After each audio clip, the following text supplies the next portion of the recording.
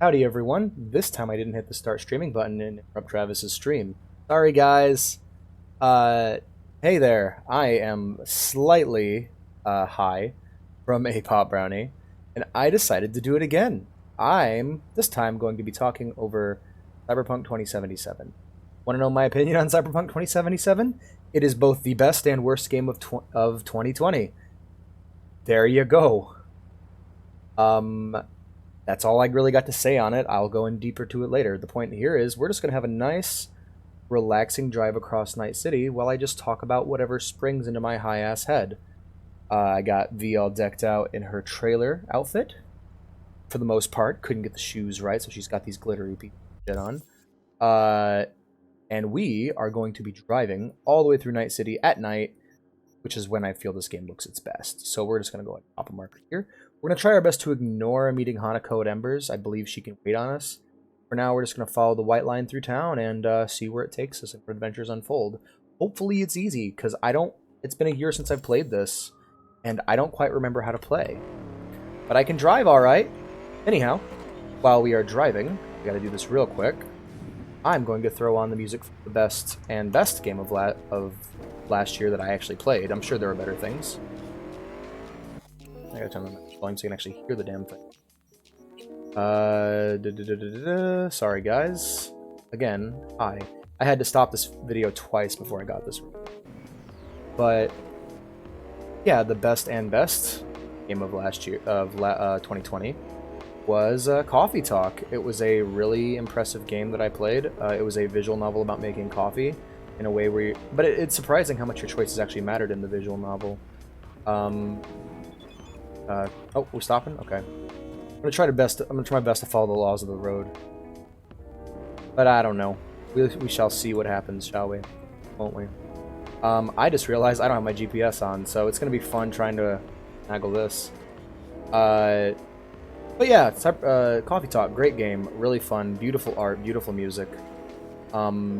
Really hit an aesthetic that I really enjoyed, which was like the mix of lo-fi beats and, I guess, cafe. Like, it has this lo-fi, cozy feeling to it that I really enjoy. And so I really liked that game last year. I even got some of my friends into it, specifically my friend Foxy and my friend Owl, both of which played and enjoyed the game. So I'm really happy about that. It's very obscure. Not a lot of people know about it. It's really high quality for being as obscure as it is. Like, you just look up Coffee Talk on YouTube and you get like a page of nothing, or you can scroll down and find it. It was actually one of the first games I streamed, to be honest. Yeah, it was, wasn't it? But yeah, I think I might be a little bit higher than last time. My focus isn't quite all there. I'm having a bit of trouble staying focused or on topic with it. Maybe it's because there's just more going on right now. Oh, there we see the nice skyline. Very pretty. Very chill. I'll try to slow myself down a bit, groove with the music, and just chill.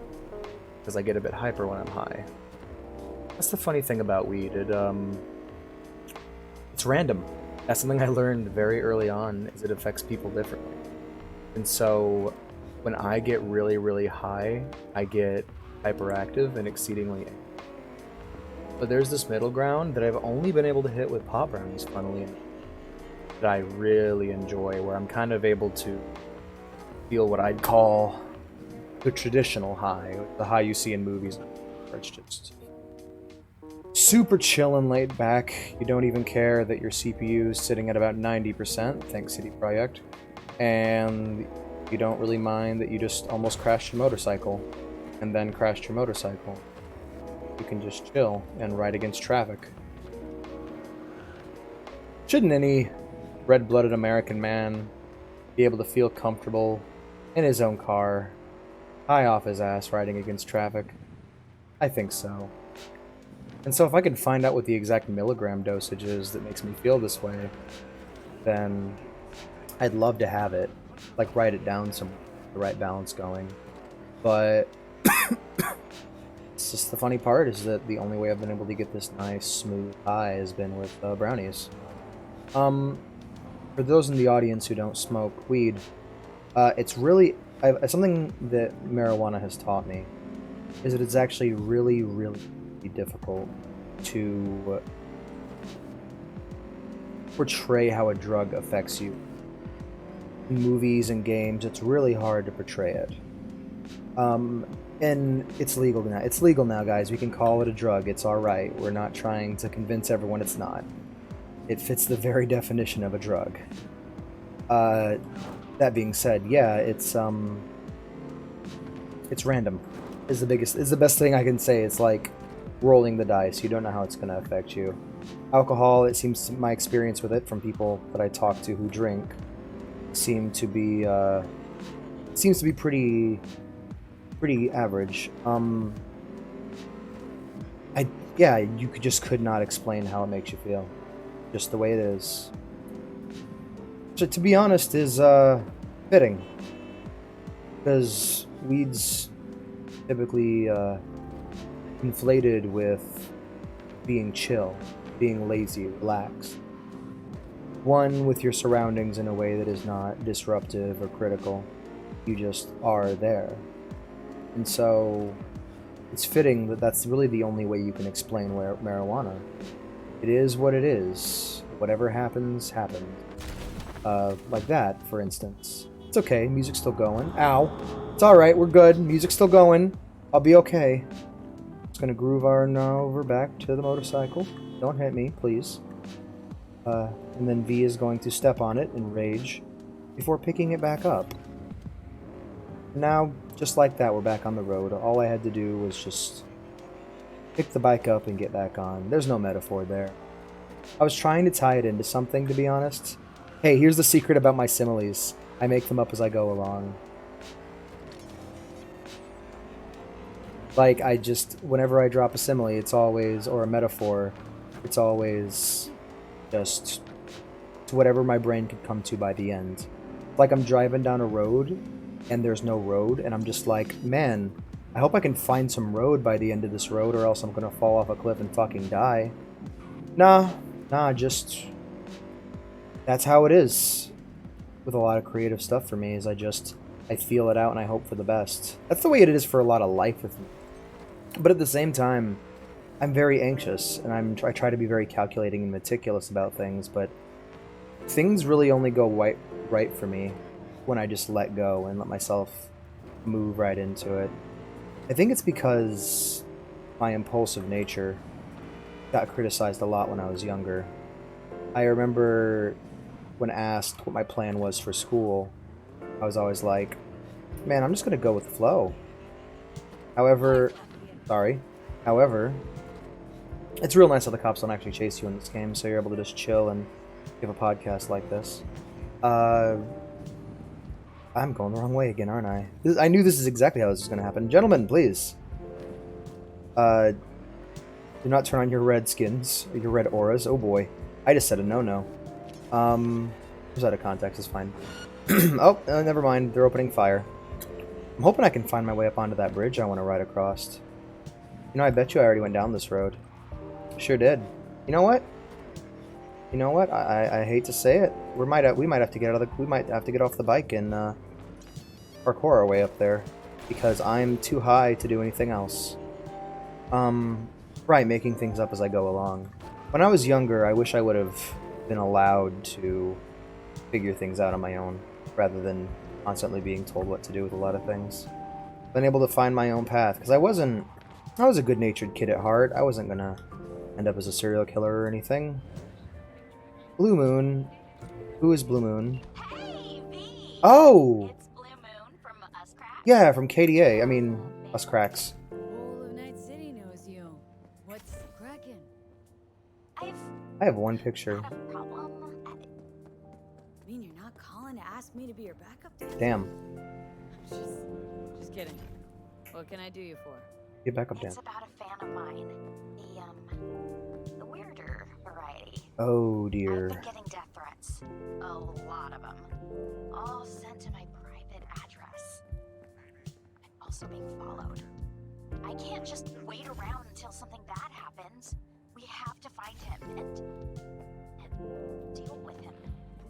I don't know how much you charge, V, but I'm prepared to pay whatever the cost. You don't gotta pay me nothing for it. Believe me. You know if the threat's real. How do you know the threat's real and not just a joke in poor taste? was a bomb. Security got to it first, of course, but you see what I'm dealing with? Left that part out, huh? More real than that.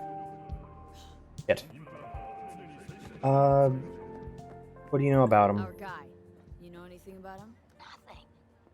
Only that he signs his letters GC. Be cool. Be cool. Go on. Cool nonetheless. I don't think now's a good time, man. But now is not really a good time. Damn it, B! I mean, I'm sure you've got your reasons. Yeah, I'm recording a video Just call on a save that I'm probably not going to keep. Please. Holy crap, I probably should have just took a road. I wish I would have, you know what, I should have just pulled up my map. That's the problem with going in the flow, you're never going to end up where you're never going to know where you end up. And when I was younger, I wish I could have found those destinations myself, because now I have both a simultaneous fear of, what's the word? Simultaneous, a simultaneous desire to keep everything structured, as well as a crippling inability to stick to that structure, you know? My natural desire nowadays is to just, you know, make plans for myself that I then gotta follow.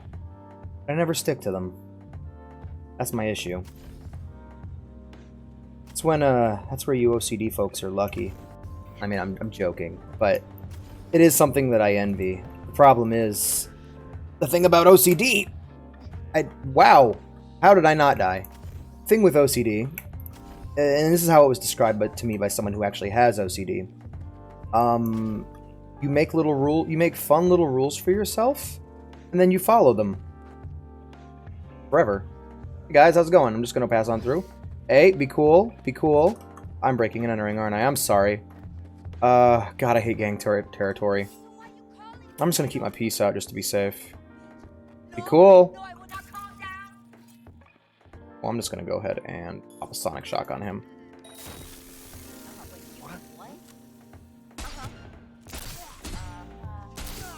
To be fair, it's better to play it safe than sorry. It's better to be safe than sorry. I just want to get out of the Valentino territory. This was a mistake. I'm sorry, guys. I was trying to do a nice, calm ride through Night City, and I ended up pissing off the Valentinos. Let's just take my my katana out and see what gets. Be cool. What did I just say? What the fuck did I just say? Die. Ah, Jesus. I swear, guys, I really am. This was not my intention. I wanted to have a nice, calm. I don't even know how much health I have. Gonna drop that real quick. I can't die. I'm sorry, guys. I'm sorry. Mistakes were made. Oh, geez, this has gone horribly off the rails. No. Please, I was just trying to give a nice, calm, relaxing video where I talk about life. And now I'm at war. I don't want to be at war. I'm a nice guy. Go to hell. I'm turning your gun off. You're grounded from gun privileges. Drop the piece. Jesus, guys. Really? This is how... man. At least I have a gun to feed to my gun. Anyway... Right. Where was I? Oh, yeah. My inability to stick to a plan. That's funny. Because the thing is, much like with what we just had... Oh, yeah, I'm going to tie it in.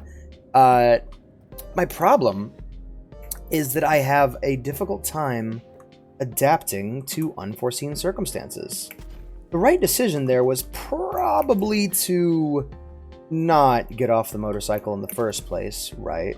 But the right decision at that very moment was likely to just not engage with them at all and just leave them alone. But much like my physical altercations in real life, I either press the issue or stay where I shouldn't be.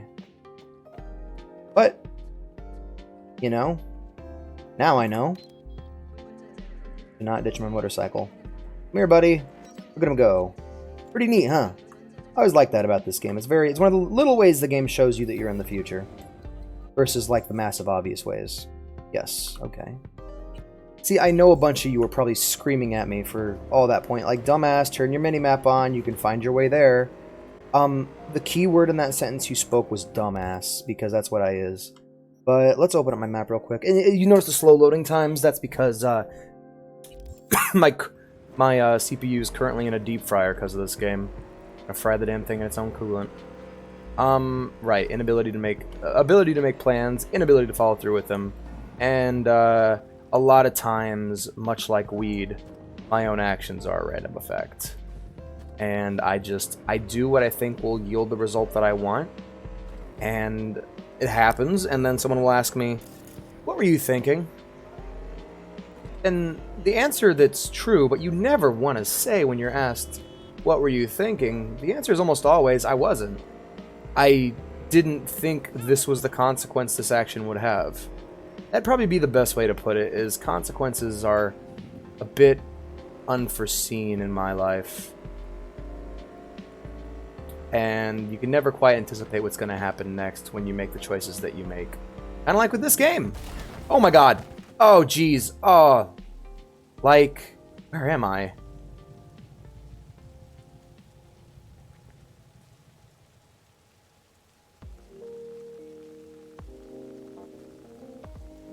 Guys, I think we just stumbled ourselves upon another adventure.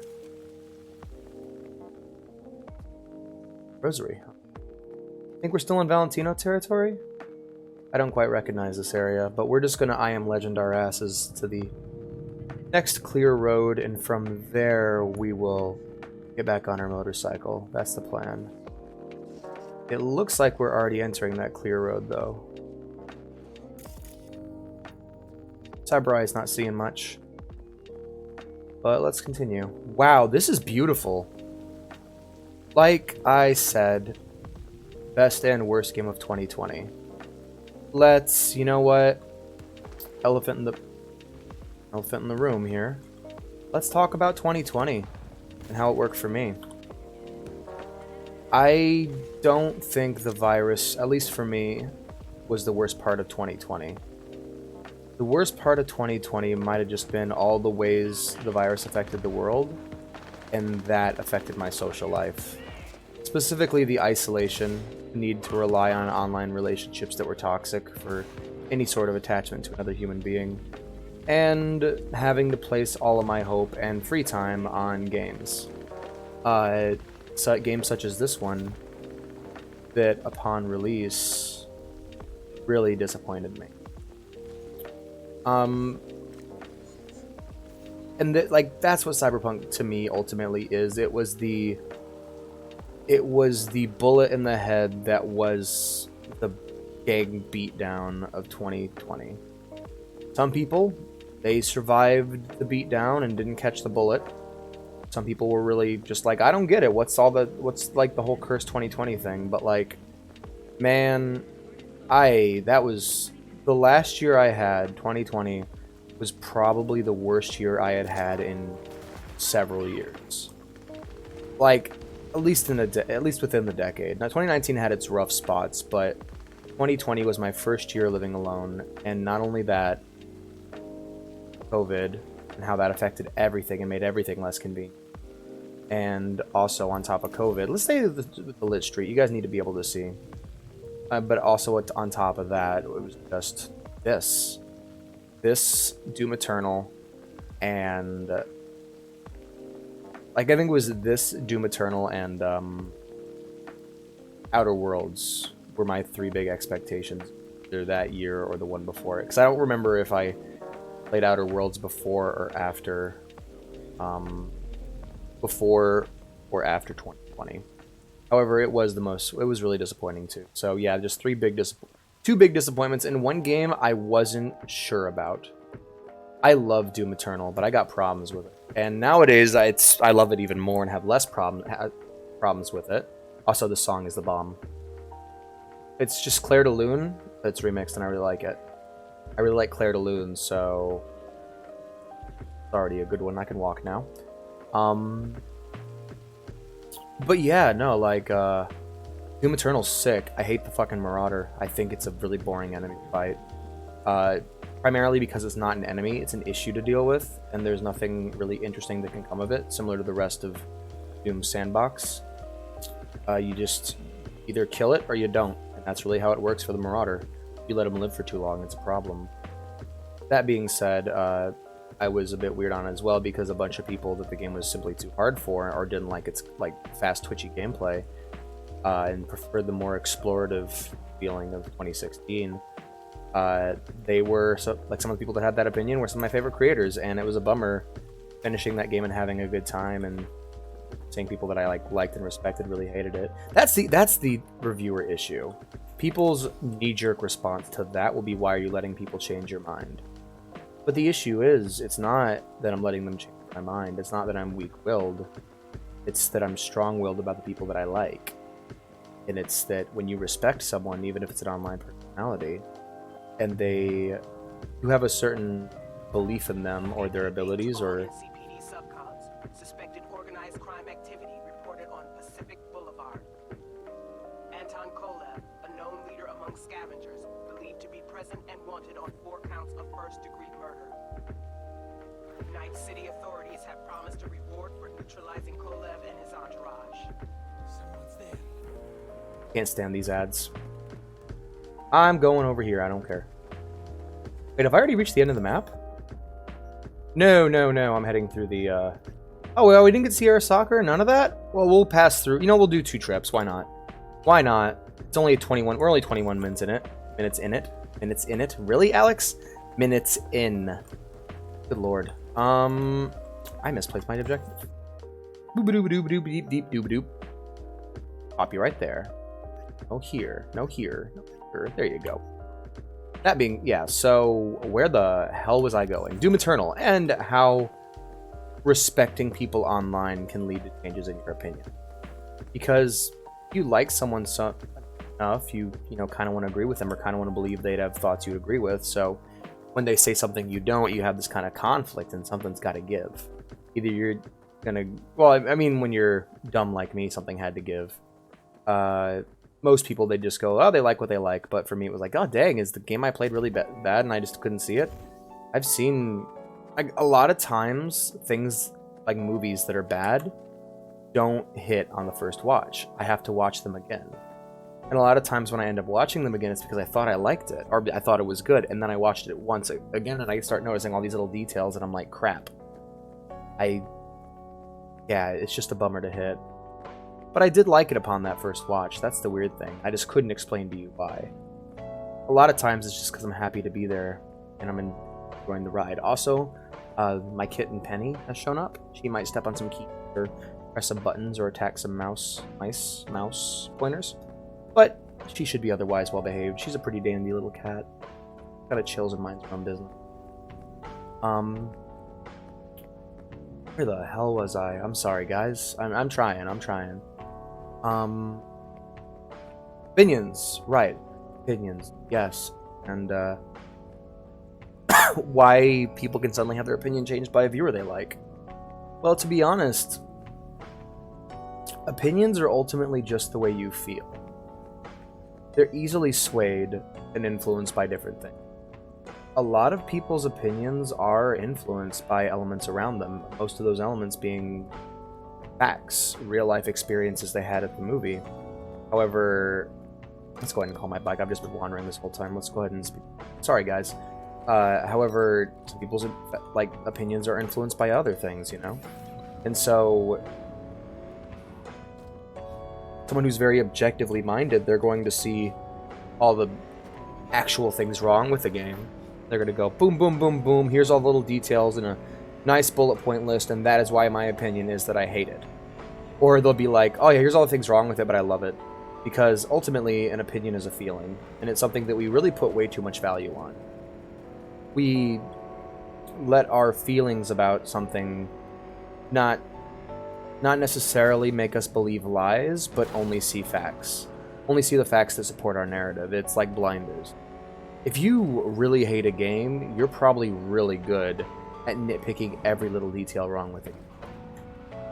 If you love a game, you're likely really good at just finding all the things you love about it, because you're gonna wanna find those things to back up your feeling. rather than letting the facts inform your feeling in the first place. I guess the real strength comes from being able to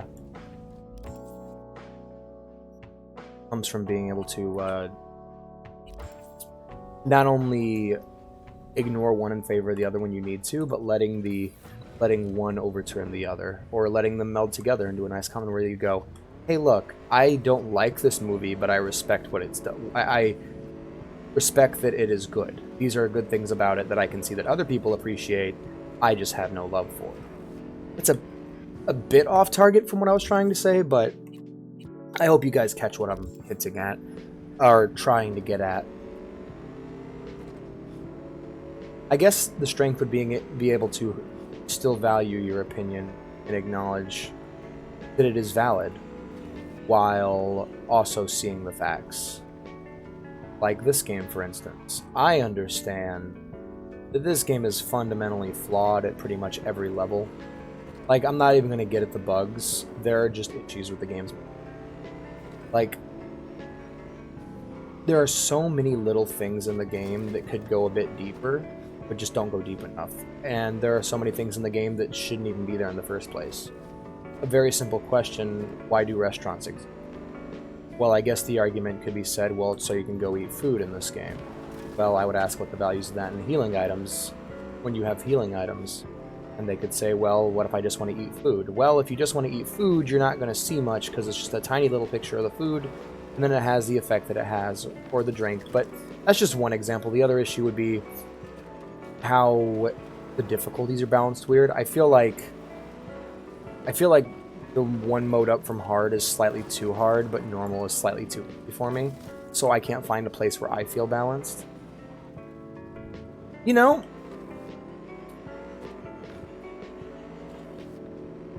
really, facts on there are no real facts that can be used in a review sense, huh?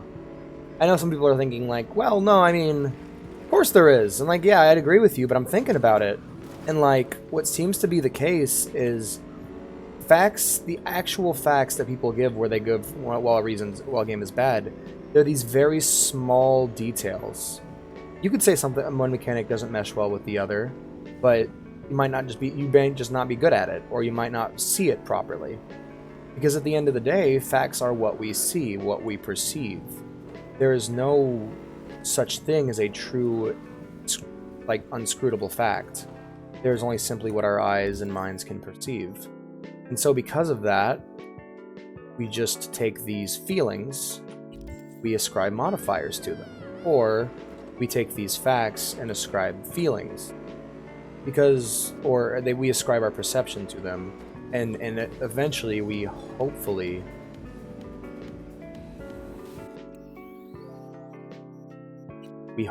find an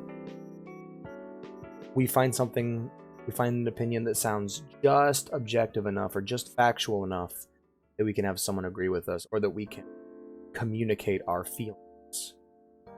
And maybe the communication of those feelings will be not enough to influence a person, like actually influence them. They'll hear what you said and they'll go, huh, you know, I had those same feelings, I just forgot them. Now, normally in the heat of the discussion, they're not going to remember that.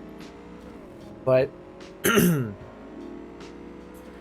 yeah, the biggest thing I could say about Cyberpunk in terms of what is actually true.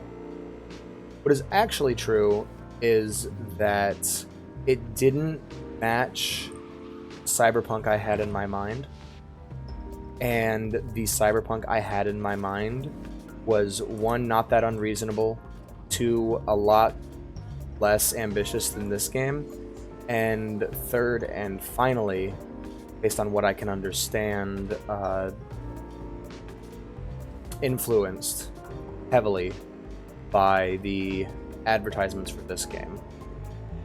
I shaped the game around it in my mind, and it wasn't unreasonable to expect it. I was expecting maybe the map to be... Hold on a minute. I keep right-clicking because it's what I'm used to using for navigating a map because of League. Or was it League? No, it was... I don't know why I keep expecting Y to be my... right-click to be my click drag. That's weird. Anyway, I was expecting the map to be maybe this big. You know, the starting map at the beginning of the game? I was expecting it to be about that. You know, nothing too huge. Just Haywood and just this area here. And then it would just be highly detailed and dense all the way through. Kind of like, basically imagine The Witcher 3, but just compress all of it into Novigrad. And I thought vehicles would be your fast travel. I didn't think there'd be any need for fast travel because the air map would be so small and dense that you would use your vehicles to get around, because they said that the game would be, early on they said it'd be about the size of Novigrad, but it would be densely detailed. I remember these things. Other things I expected into the game, any sort of cyberpsychosis mechanic. Like at all, like having some sort of consequence for getting way too chromed up, because cyberpsychos are a lore thing, and I believe that cyberpsychosis is a mechanic in the tabletop game that this is based off of. That's another thing. There's a lot of mechanics I was expecting to be in the game based off that framework, such as food and drink buffs that are food and drink buffs and lore, being able to just roleplay and chill out at bars. What else? Holographic clothing that you could use as a transmog. Different drugs that would change the way you played the game, similar to the potions of The Witcher. Maybe those are in the game, I just never much found a use for them whenever I found them. It's just, I was expecting so many little things. A class system to basically just match the class of the game, being able to choose and build your character that way. But no, you're pretty much V. You just play as V, and V is your character. And I'm like, oh, that's kind of a bummer. I knew that V was going to be the main character, but I thought that we could shape her more. Gosh, there are so many little quality of life things that are explained in lore that could have been done. I was expecting, I don't know what else I was expecting, but pretty much that was it. Other things I was not expecting based off of Cyberpunk, but based off of the really cool shit they pulled off in The Witcher 3. So, for instance, throughout the entire Witcher series, I don't know if you actually have played it, and if you haven't, that's fine. But like, you need to use vendors. You cannot just you cannot just expect to get by with what you find. You actually need to use vendors to get items. It was really well balanced that way. The fact that you actually had to prepare for your missions, you had to put a lot of thought into how you tackle things. There was a lot of strategy to the Witcher games that made them really cool. Did I turn my music off, or did it just stop playing? Alright, stop playing. The album finished. Not that long. Oh wait, did I just loop the single track? Whoopsie. Let me just shuffle it and put the whole thing on loop. There we go, that solves our problem. But there were so many cool mechanics from the tabletop that could have easily been implemented instead of what we got. That's my issue, is it just doesn't live up to what I had in my mind. And then, like, I don't think what I had in my mind was all that unreasonable. I have seen other games do this. I was expecting something maybe at absolute most the size of Deus Ex. Like, I didn't want it to play like Deus Ex. I wanted a more focused role-playing game rather than an immersive sim. Like, I still wanted it to be somewhat open. And immersive sims are the most open, but they're the most dense. And I wanted a kind of middle ground between the two, which I guess I kind of got, but I don't know, something that played maybe at best like a better Fallout 4. I didn't need all these extra details that we ended up getting, and I would have rather had something that was more in line with the tabletop and also with what I had in my mind of that very simple first demo. I didn't want Star Citizen. I don't want Cyberpunk City Simulation. I want just that simple little thing. I was expecting something more in line. You know what? Here's the comparison. I was hoping for Deus Ex or Vampire the Masquerade Bloodlines in terms of scale, but instead I got Cyberpunk, I guess. Instead, I got something that was way more ambitious than it needed to be in all the wrong areas. There you go. Way more ambitious than it needed to be in all the wrong areas. That is my very simple summary for Cyberpunk. It's just, you needed to sell people on the universe. You needed to get people immersed. You needed to give them that role-playing game experience. I don't mean stats and like complex mechanics. They needed to immerse you and make you feel like you were living in a world. And they did the thing is though with Cyberpunk, and this is why I say it's the best and the worst, I am so immersed in this world. There are so many things in Cyberpunk that are immersion shattering, but just when you're reading those notes, or you're listening to dialogue, or you're just talking, or when you're interacting with the game's writing in any way, you're there. Like, that's why it's so frustrating being a fan of this game, because you know it can do better, and every now and then it hits it out of the park. It kills it. It does some amazing things, like that heist mission. I love the Arasaka, at least the first half of the Arasaka heist mission, because you got to hear the characters planning the heist in the lingo of the world. That went through all the logistics and the planning of pulling off the heist. And then when it all went so wrong, I really enjoyed that too. But then I got in the elevator, right? I got in the elevator after perfectly sneaking my way through, terrified that, and knowing that I was out of my league, and that no one in Arasaka, like, I wouldn't stand a chance. I believed that I wouldn't stand a chance against anyone there. And then I, after perfectly stealthing the mission, got forced into an alert phase. And I think that might have been my wake-up moment for Cyberpunk. There was the pre-wake up of me trying to do all the Ubisoft missions and eventually doing that made me kind of miserable, but the moment the Arasaka heist hit, I was in, and I was like, yeah, this is where the game gets good. This is where the problems are going to start to go away. And I think that elevator ride and my thoughts on it, like, that is what broke the game for me. And that was that cycle continued to happen. Super immersion. I'm in it. And then fumble. Like, that would be my issue with Cyberpunk. That cycle continues endlessly. You just find yourself getting excited, getting built up just to be let down. And it's just not fun, man. I wish the game wasn't like this, but it really is. And yeah, that's my Cyberpunk 2077 story, I guess. There are so many little moments of immersion that are just brimming with potential that just fall flat, and you just have to watch it happen every time. And I wish it wasn't that. I wish they would have hedged their bets a bit. I wish the direction, like, from what I've seen and looking up what went wrong with this game in terms of the what happened and the occasional article I'll read, it was his fault, pretty much.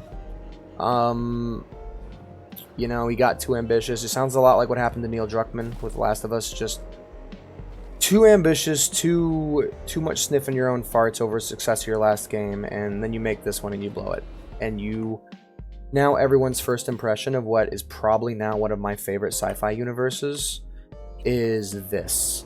I cannot, okay, if Mike Pondsmith isn't a hack and actually cares about his creation, which I have no reason to think he is a hack, or he doesn't care about his creation, but you never know with artists nowadays, right? And, like, if he actually cares about his creation, I can imagine that he is pissed.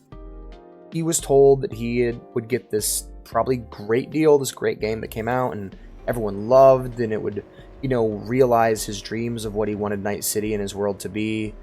And then when it came out, just hearing people talk about it in the same breath as something like Fallout 76 has got to be defeating for him, or for people that really cared about the project. Do I think it can get turned around like No Man's Sky? Yeah, I think so. I think any game can, given enough time and work. It all depends on if they're willing to actually do it. I really hope they learned their lesson with the crunch and decided to take their time. Yeah, this game should be their project for the next few years. And when it finally does reach its full realization and get its full PR boost from it, it shouldn't rest on its laurels and only release 2 expansions like The Witcher 3 did. And that's not an insult to Witcher 3. I'm just saying, don't do that for this game. Honestly, I would say yearly $10 expansions wouldn't be a bad idea, but I don't even know if that's viable. I just think that's the way they should go with it. And they should really make this a world that people want to spend time in. Like, if they ever make another Cyberpunk game, right? If they make a if they wank wow, if they make a Cyberpunk 2080 with a new character and like a new adventure, because I'm just telling you, it really seems like V's adventures in this world end with this game, but whatever. I think they're just going to add to the edge of the map, hopefully, if that message is anything to be believed. But yeah, if they if they decide to make a sequel, it should probably be this game again. Like, literally change out the main character and modify the game and keep modifying it until it can be sold as a new $60 release for a new Cyberpunk. But make it just better in every way. Build on everything. Because I think that they could pull it off. I think there's enough value in this IP. I see value in this IP. I'm playing this right now because I want to spend more time in Night City. And that's really what it is. That's why I'm playing this right now. That's why I'm trying to set up a Cyberpunk Red tabletop campaign online. I believe in Night City. I believe in Cyberpunk as a setting. And I think he's probably one of the best protagonists in a long time that I've seen in a game. I wouldn't... I got the mute radio playing? Are you for real?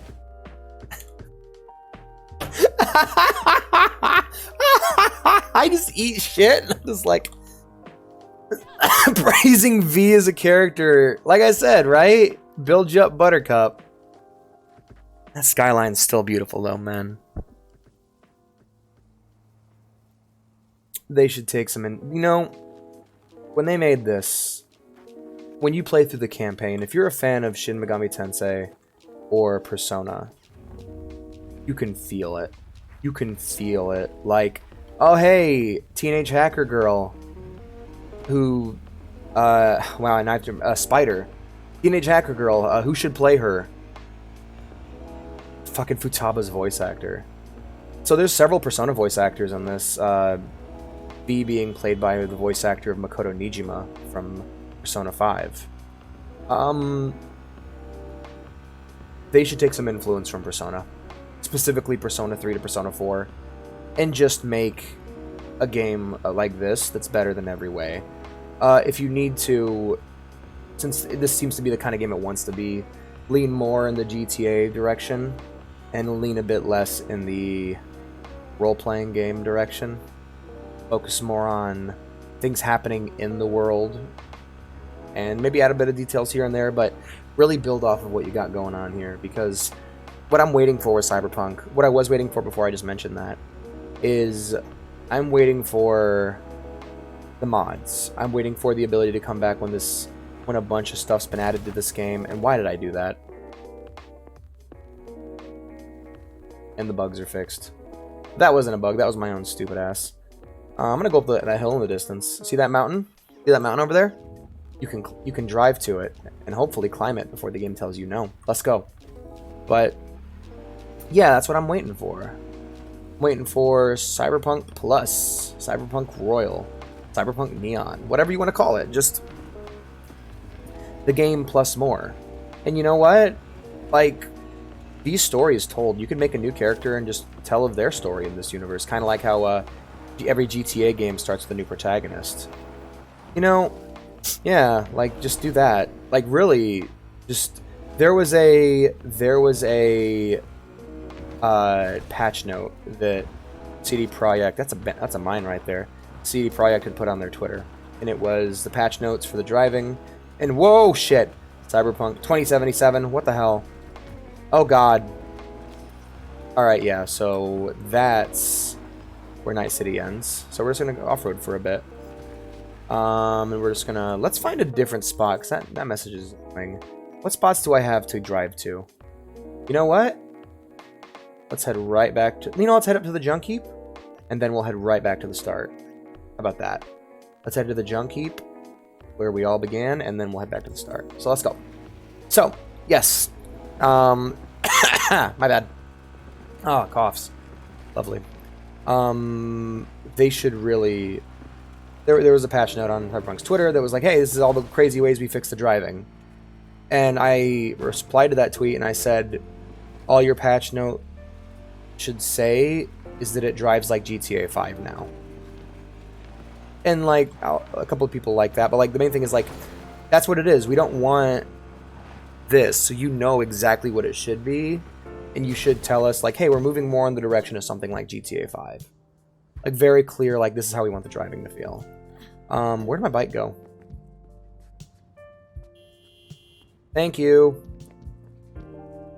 But yeah, I think that's really the direction they should go with it, and really make it more of a proper open world sandbox game. Or they should increase the detail and make it more of an immersive sim/RPG.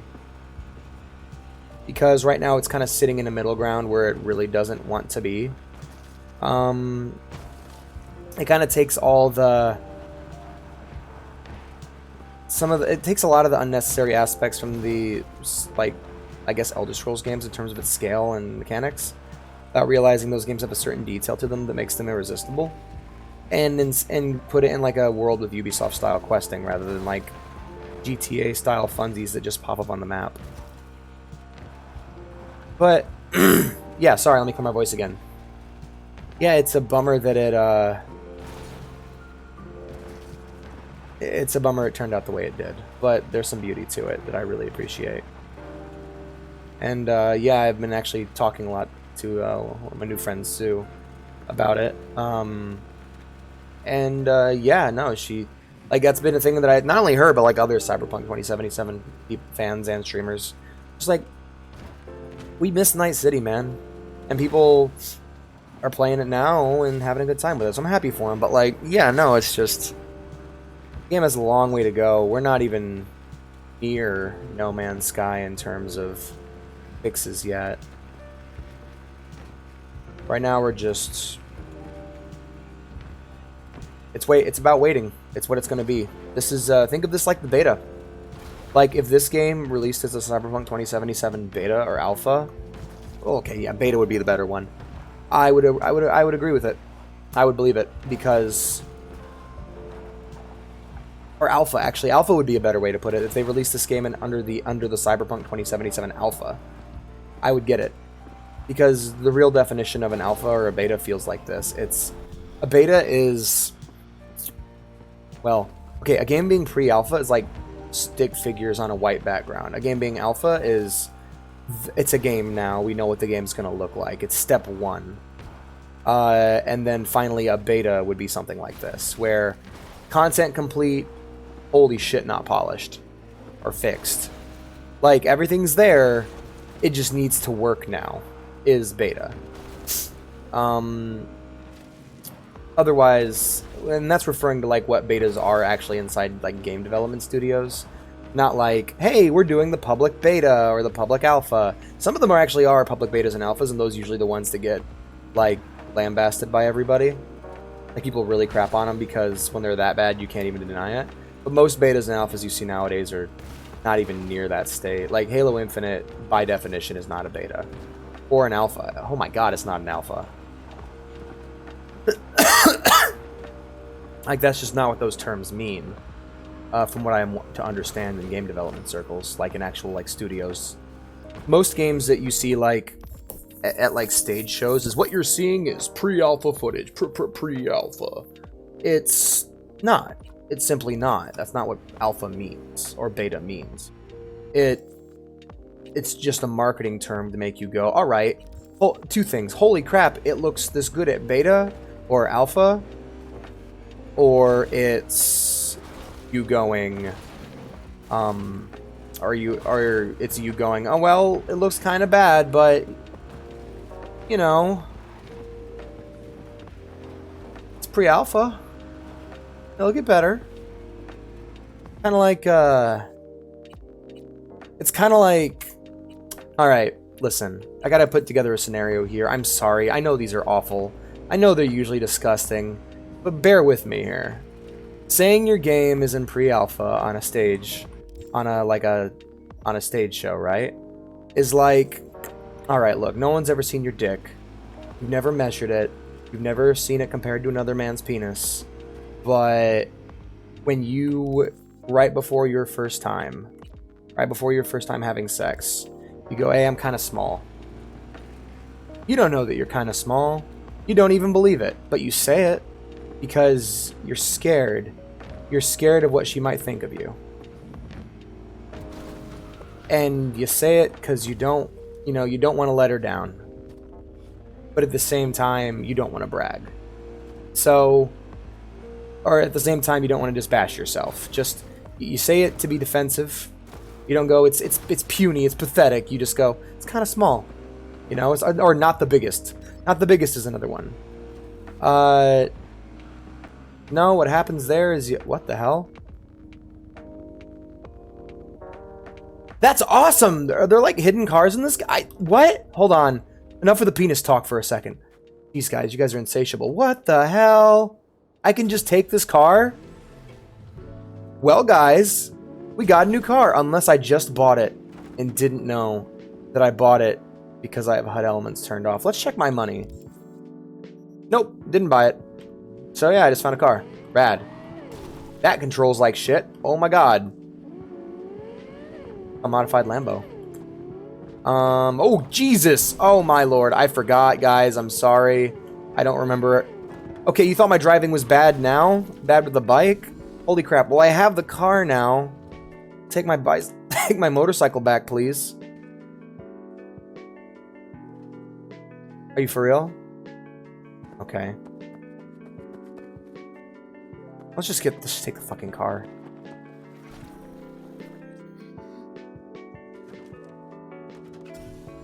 Anyway. Yeah. Holy crap. Yeah, saying your game isn't pre-alpha is like saying your dick's small when you know very well it isn't. Purely so that you can cover your ass and not feel silly when it is, when there was in that alternate universe where she looked at it and it was actually small. Kind of cool, actually, that the HUD's fully modeled. I think this might have actually been the DLC car. That's kind of cool that it's just in the game like that. I didn't even look for it. It's probably marked on the map. That sucks. That being said, yeah, this thing just cannot go off-road, can it? That being said, yeah, that's what pre-alpha lingo means. Same thing goes for beta or alpha or any of those terms you hear game studios spout to the public. They're not real. It's just they didn't want to finish the game. Like, as mean as that is to say, they didn't want to fully finish the game before showing it off. And you know what? You know what? Sometimes you just can't. Sometimes if you want to show the game off, you gotta show it off when it's not finished. And that's a shame that it's that way. And I think the more people stop watching stage shows, the less, like, the more that the general public stops watching those shows, the better it's going to get. I hope this car fucking explodes. That's the better it's going to get, which is why I say, guys, I don't want to watch E3. I don't think we should watch E3. I think we should just ditch it this year. And I say it, and I know the guys have fun with it, but like, and I can't blame them, but like, shit, man, I hate this shit. I hate stage shows, and I hate how the games industry works. And I'm just believing that, you know, if we left it alone for a bit and let them like reassess how marketing is done,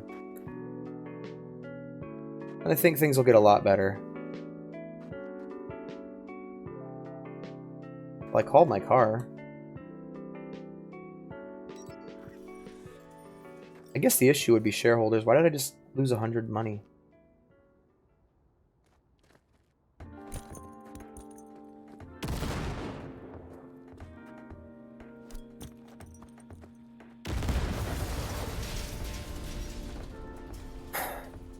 Here we go. Anyway. Yeah, that's just what I'm saying. It's that because of our need for stage shows that they have these dumb terminologies and they have to lie to us so much. I think they'd lie to us anyway, but they'd get less of a stage to do it. These stage shows simply ran out of money and didn't exist. Like, I was so happy in 2020 when E3 didn't happen. It was like Christmas for a gamer, and that gamer was Alex, because he's sick to fucking death of stage shows, of trade shows. Like, people say, oh, E3 is Christmas for us gamers. It's like, no. Like, no, it's not. It's awful. I hate it. At least, I guess I'm not one of you gamers, but like, yeah, I can't stand the fucking thing. It's embarrassing and bad, and to be honest, there's no reason every single... You know how those games should be shown off? You know how those games should be shown off? They should get a Steam page with a trailer on it. That's what it should be. It should be a thing that pops up in the store. Like, and then ads later on. Or you can wait till the game actually comes out before you advertise it. How about that? Like, geez. If that's the fantasy world we were living in, then, well... This game probably wouldn't have released the way it is. But then again, it may not have released. You never know what knock-on effects things have. It's a wild ride, games industry. Just like this video.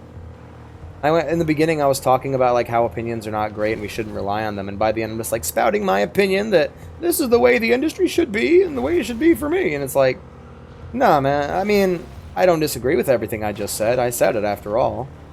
But like, whatever, man. Games are still good. Like, that's the number one thing I can say, is that there are still good games. At the end of the day, there are still good games, but not only that, you can find them, you can buy them, and you can play them. You know? And many of which you don't have to. Or, sorry, let me rephrase that. Many of which you don't have to wait on. Because they already exist. I still haven't beaten Deus Ex. Like I love that game, but I still haven't beaten it. Why am I like? Yeah, there's so like if games stop coming out tomorrow, like let's say tomorrow, starting tomorrow, no more video games. There are still more than enough good games to play, to fill a lifetime. Like we weren't there before the indie boom and Steam. Now we're there. There are so many wonderful... I haven't played Deltarune yet. Deltarune Act 2, that is.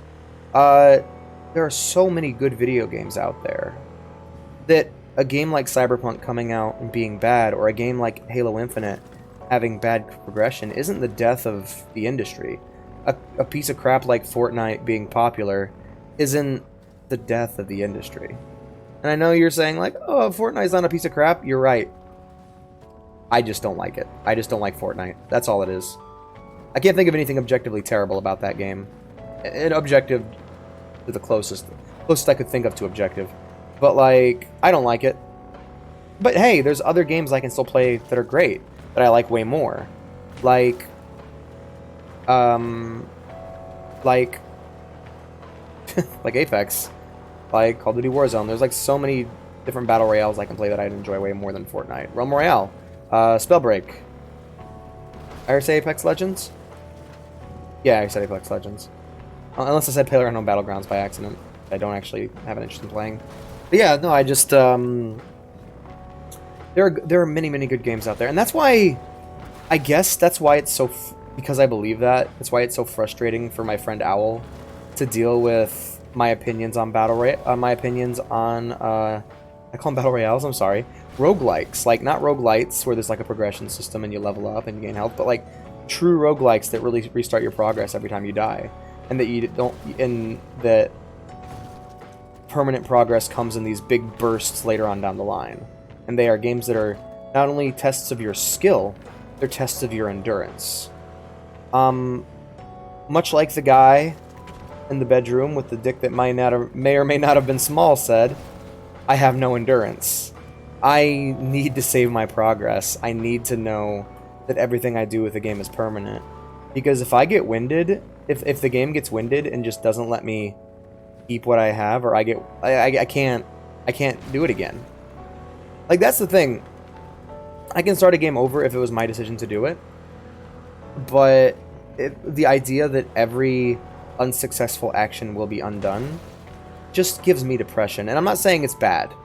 Nor am I saying... Like, I'm not saying it's bad game design, like I did Once Upon a Time. It hits. It hits too hard. Like, if I have the plan of beating the game, it hits way too hard. That's why the only Battle Royales I've been able to join are games where I believe that I can eventually beat them, just through the game helping me, with Hades. Or games in which I don't care about beating them, like Risk of Rain. Like, that's why those don't bother me, but something like Enter the Gungeon is like poison in my brain, because my whole thing with games is I love checking off boxes, I love making permanent progress.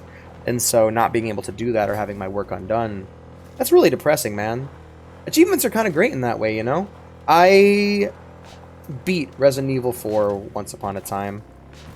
I actually have only beaten it once. However, when I uninstalled the game, much like a lot of Capcom games on Steam, it didn't have Cloud Sync or Cloud Save enabled by default. So guess who lost all their RE4 progress? And you're like, well, just play it again. But like, I don't have the time right now. I got work, man. I got shit to do. So sadly, I have no choice but to... Really?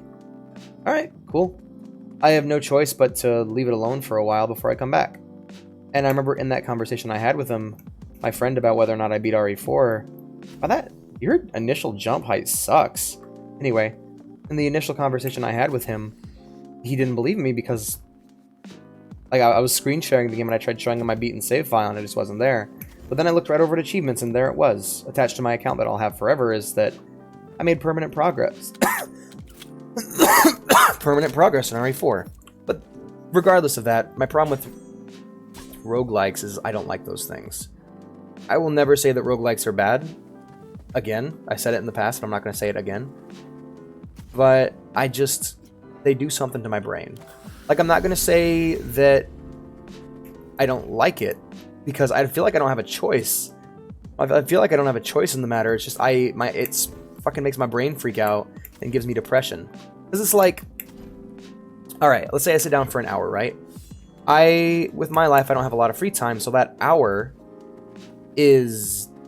something needs to happen in it. The hour's all I got. If I only have an hour, I need to get something done.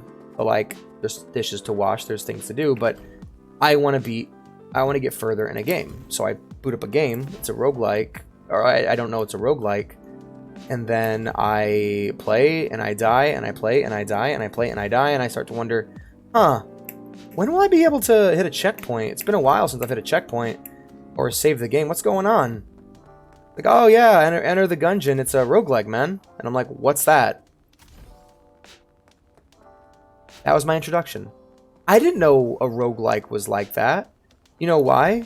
Because the only roguelike I had played before was Diablo, man. I thought Enter the Gungeon was gonna be pixel art Borderlands. It had the wacky weapons, it had the bosses, it had the... Like, I was expecting it to be a cutesy pixel art Borderlands where I would go through a giant dungeon themed around guns and unlock a bunch of wacky guns to add to my character as I level up. And I get to pick my weapons, and I get to farm rare drops and rare guns. That's what I was hoping for. And then I play it, and it's nothing like that at all. And I'm really let down because I was just like, damn, I was really looking forward to this. It was during that phase. I don't know if you guys remember this. If you were a PC player, probably not. But it was during that phase where less and less big AAA games were getting shown at shows because it was the end of the generation. And all we mainly got to see were indies. And so I sat there during the very first PlayStation experience, fucking miserable, because I was just getting these indie games. Why is it showing me all these indie games? I want the next Assassin's Creed, I want the next Phantom Pain, I want the next Call of Duty. But I'm just seeing this indie bullshit. I want big games, but the only game they showed me in which I was like, yeah, was Enter the Gungeon, because that's what I thought it was. And so now, whenever I see the word roguelike, I think of that knee-jerk, like, ugh, feeling I got when I tried Gungeon the first time. I'm just like, no, God, this isn't what I wanted at all. Why? Why is it like this? Who likes this? Apparently a lot of people, because the roguelikes are super duper popular and oversaturated. But that being said, it's just like, damn, man, it was depressing. And that's why I'm so apprehensive to get into new ones, because I tried a few. What? You mean BioWare? Oh, right, because of the story, yes. I tried a few. Tried a few of them there roguelikes in my time. And there's only very few that I like. Right now, my list is Hades and Risk of Rain 2. And, you know, I was talking to Owl, and every single time a game comes out, I'm just like, gotta look for that roguelike tag. Every single time I check for it, because really cool idea, oh my god, oh man, I hope this is an actual game I can progress in. Roguelike. Fuck. every time. And like, when it hits me, I'm then I have a million questions about the game, and it takes me a while to actually be willing to give it a try. Like FTL, I really enjoyed the time I spent with it, but I probably won't go back anytime soon because of, again, the collective misery. Misery? Really, Alex? Misery, never making any progress. And misery. Darkest Dungeon, same thing. XCOM, kinda a roguelike, but similar feeling because you made some progress, you know? And I started making this little list of here are the good roguelikes. And I feel like if I can beat any of them, I feel like I'll be ready for the rest of the genre. But for now, that's what I am. Because unlike a lot of people I've noticed, and I'm not saying this to be brag, this is to brag, this is just not how other people's brains work. They'll go, ew, I don't like this. They'll play Dota, and they'll be like, I don't like Dota. They'll play League of Legends, they'll be like, I don't like League of Legends. They'll play Smite, and they'll be like, I don't like Smite. And they'll play Dota 2, and they'll be like, all those were awful experiences. And they'll play them once a piece. They'll have a friend, but they won't be able to make the connection, right? They'll tell them like, hey, play this, play that, and it's just the guy recommended all these in a row, thinking there'll be a little difference that changes their mind. But no, it never really hits that point. And so what happens after the fourth play? They go, these games all feel similar. What's up with them? And like, oh, they're called MOBAs. And they go, right, MOBAs. That's the name of the. If I see that, I mean, that means I'll hate the game, or that means I probably should stay away. And so there are people that just go, I don't like shooters, and I'll go, well, have you tried this one or that one? And I used to do it to the point where they get mad at me, but now I know when to back off and just go, you know what? Probably not worth discussing. I don't like racing games. I don't like turn-based games. That was funny. That one's particularly funny. They'll just go, I don't like this, I don't like that. I'm like, oh, have you tried this one or that one? What don't you like about it? And I'll have these 20 questions because, to be honest, I could probably recommend something they'd enjoy. But no, they just, yeah. And so that's what I appreciated about Owl when I brought up that I don't think I like roguelikes, and he eventually helped me find ones that I liked. And Travis too, because Travis actually shares an opinion with me. Travis is my best friend since middle school, by the way. Travis actually shares my roguelike opinions and goes, yeah, you know, I don't like those early either. And so whenever he finds a roguelike that he enjoys, he'll go, but in this one you make permanent progress. And I go, oh, good. And then I'll know that I can play it. Like Boyfriend Dungeon is a roguelike on my list. Whoa, did I just run into a car made of garbage? Am I now inside a car made of garbage? Am I garbage too? Help. Help.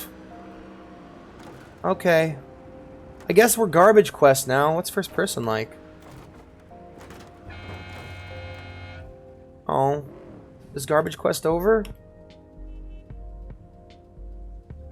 But yeah, no, that's what, it's a bit of what it's like to be me, I guess. No, that's what, Travis will do for me, and I'll be able to, like, go, oh, okay, cool, I like this one. So they're very understanding. And that's because I want the person to sit me down and go, alright, 20 questions, let's find your perfect roguelike. And I bet he'd find the least roguelike out there, but it'd be good for me. You know? Right now, my perfect roguelike's Diablo 2, because it takes the things from Rogue that I like. Diablo 2 is my favorite roguelike. Why? Because it takes the things from Rogue that I liked. Not the things that you liked, or that roguelike developers seem to like. I think if you're willing to sit down and understand someone, there's nothing you can't achieve. And let me add the little addendum to that, which is sit down and understand the person who wants to be understood. I think, you know, with this song playing and what I just said there, I think that's where we'll wrap this up. That's the closest thing to something deep I've said this entire video. Let's go check on Judy. I believe Judy lives here, if I remember correctly. Yeah, so we're gonna head up and go to bed. Is it with Judy first? Oh shit, does Judy live right next door to...